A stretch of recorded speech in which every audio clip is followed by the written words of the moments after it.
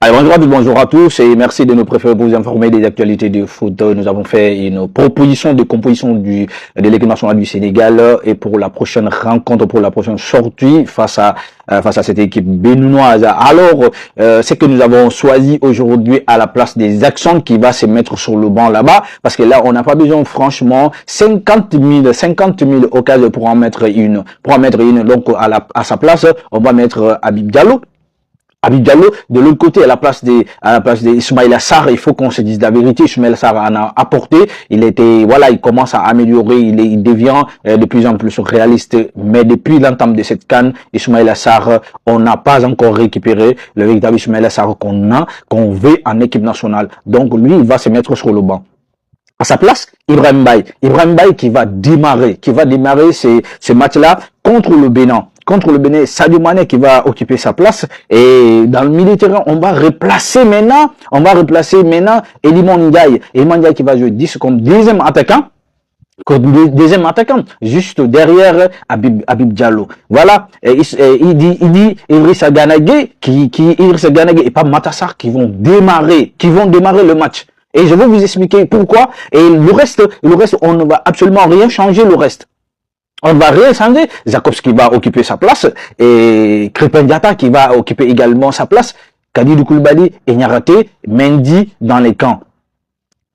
C'est-à-dire que les trois changements seulement qu'on a besoin est pour démarrer le match. Et je vais vous dire. Donc, pour individuellement, on va commencer. Par l'importance de ces joueurs-là.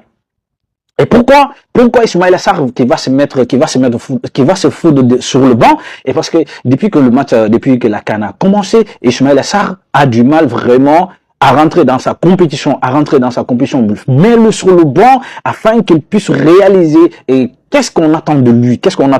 Ibrahim Baye a largement prouvé sa qualité intrinsèque au sein de cette équipe nationale du Sénégal et donc il doit démarrer et parce que c'est en plus pour lui, il doit démarrer le prochain match avec l'équipe nationale du Sénégal. Il le mérite largement.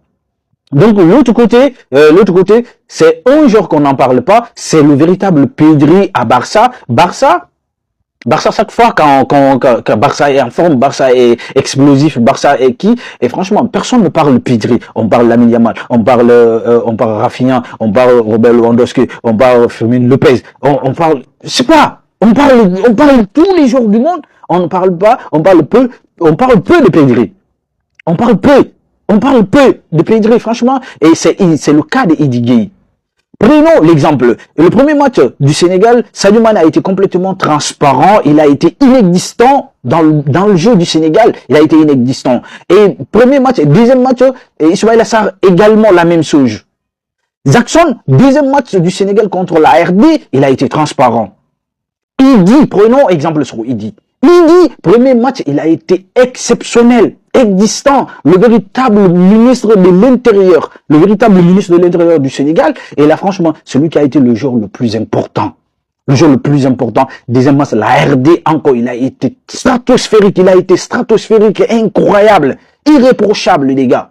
Il faut qu'on se dise là. Parce que moi, ça dit que quand j'ai vu la liste, j'ai vu le nom d'Idi, même moi, personnellement, j'avais des doutes. Mais Idi vraiment, il a fermé aux détracteurs, il a fermé la bouche des détracteurs. Aujourd'hui, il montre sa valeur intrinsèque pour dire que, franchement, il a sa qualité, il a besoin de ses services aujourd'hui. Devant ces jeunes joueurs-là, ah, franchement, Pape Gueye a été décevant contre la RD, qui cherchait à obtenir des fautes. Et franchement, on a besoin franchement, regardez. Revenons sur le but congolais. Et franchement, quand il y a eu le centre, et franchement, la place des Jackson, la place des Jacobs a été complètement vide. Il y avait personne. Et moi, je reproche ce but-là à 3 personnes. Je porte chapeau à 3 personnes qui sont fautifs sur ce but-là. Et non seulement Jacobs, mais également Niakhaté et Kalidou Koulibaly. La première chose qu'on vous demande comme service en tant que défenseur, c'est de défendre.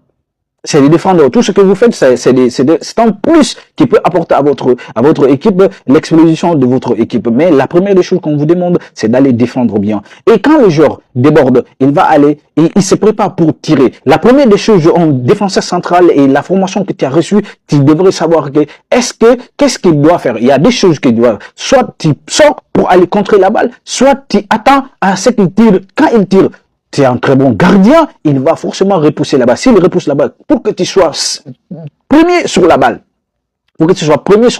et là, franchement, cela n'a pas été respecté à la lettre. Mais Cédric Bakambu qui était là, qui est un attaquant très vigilant, qui savait nettement que Khalid et Mendy allaient repousser la balle, il s'est préparé mentalement de dire que après qu'il repousse la balle, il sera le premier sur la balle. Et c'est ce qui s'est fait, il a mis la balle au fond du filet. Deuxième balle. Franchement, on vous respecte, on vous répète tout le temps. Et Crépin, il a été irréprochable dans les deux matchs, il a été irréprochable, franchement. Pape Matar Sarr, et pourquoi il est mis sous côté? Pape Matar Sarr est sous côté dans l'équipe nationale du Sénégal. Et pourquoi cela? Et lors des qualifs du Sénégal, c'est le meilleur buteur en milieu de terrain, c'est le meilleur buteur du Sénégal, en milieu de terrain qui est explosif, qui fait du bien à votre équipe nationale du Sénégal. Et même ces derniers temps, il n'apporte pas énormément à son club. Mais c'est que cela, on s'en fout de ça, les gars. On s'en fout complètement de ça, parce que tout ce qu'on a besoin, de ses services aujourd'hui, parce qu'à chaque fois, c'est à nous de lui redonner la confiance. Parce qu'à chaque fois quand il vient en équipe nationale, on sait très bien qu'il apporte, il mouille son maillot, il fait énorme bien. Psychologiquement, déjà, il devait démarrer ses matchs contre la RD, parce que la RD sait que c'est lui qui a complètement basculé le match contre eux lors de la qualif. Mais non! On le met sur le banc, comme ça, gratuitement. Gratuitement, les gars. Gratuitement. Je suis vénère, franchement, les gars. Pape Thiaw doit savoir aujourd'hui que l'équipe nationale qu'on a aujourd'hui, on n'a pas droit à l'erreur. On n'a pas droit à l'erreur. On se permet de louper des occasions comme ça. Et les gens sont en train d'embellir ça. Non, oui, ils parviennent quand même à se créer des occasions. C'est archi faux. Une grande équipe. Même si, c'est pourquoi moi j'aime l'équipe allemande. L'équipe allemande, même s'ils n'ont que deux occasions, ils les mettent au fond. Si ils ont 7, ils battent 7-0. Marquer des fleuves de buts. Des buts fleuves, c'est-à-dire que des festivals de buts. Ah, franchement, les gars, il arrive, on a assisté il y a une année que l'Allemagne avait battu le Brésil, c'était, je sais pas, 7-2, je sais pas. Pourquoi vous ne pouvez pas faire?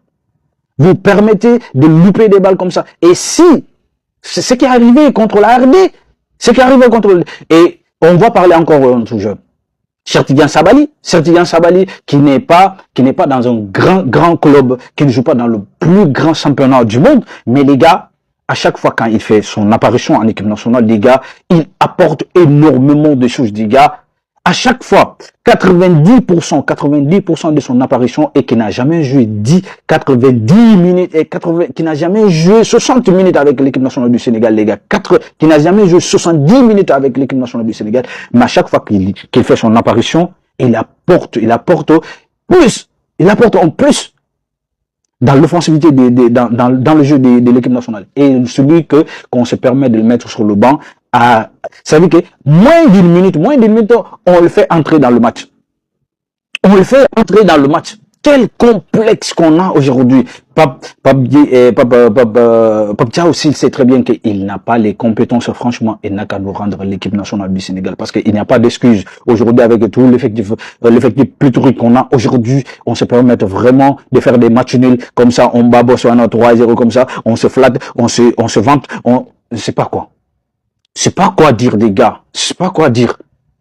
On l'a mis mal dans notre équipe et on a empiré dans l'équipe nationale parce que aujourd'hui, on peut comparer Iliman Ndiaye, les qualités d'Iliman Ndiaye à Pedri aujourd'hui. On peut comparer les qualités d'Ibrahim Baye à Lamine Yamal. Si on a cet effectif-là aujourd'hui, on se permet de faire des matchs nuls comme ça, où est-ce qu'on va aller? Où est-ce qu'on vise? C'est-à-dire qu'après, on est en train d'améliorer, après, on est en train, qu'est-ce que, si on ne frappe pas fort, si on ne critique pas cette équipe nationale du Sénégal, et franchement, c'est-à-dire qu'ils vont nous faire humilier aujourd'hui. Les gars, franchement, qu'en pensez-vous de cette analyse-là? Franchement, les gars, j'ai besoin, franchement, vos avis par rapport à ça, les gars.